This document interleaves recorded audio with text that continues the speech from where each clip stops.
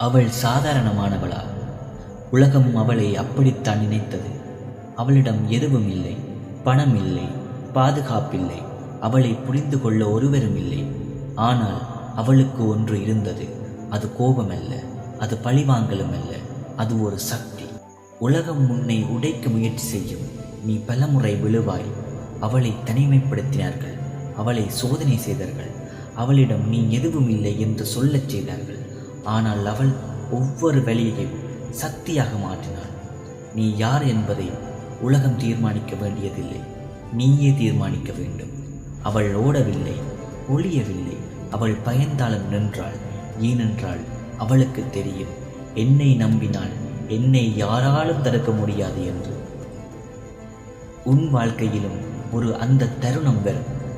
எல்லோரும் உன்னை சந்தேகிக்கும் நேரம், நீயே உன்னை சந்தேகிக்கும் நேரம். அந்த நேரத்தில் நீ ஒன்றை மட்டும் நினைவில் வை, உன் உள்ளே ஒரு சக்தி இருக்கின்றது. அதை யாரும் கொடுக்கவில்லை, அதை யாரும் பறிக்க முடியாது.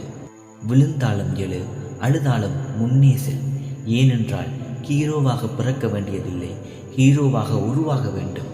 உன் கதையின் அடுத்த அத்தியாயம் இப்போதே ஆரம்பிக்கின்றது. நீ தயாரா?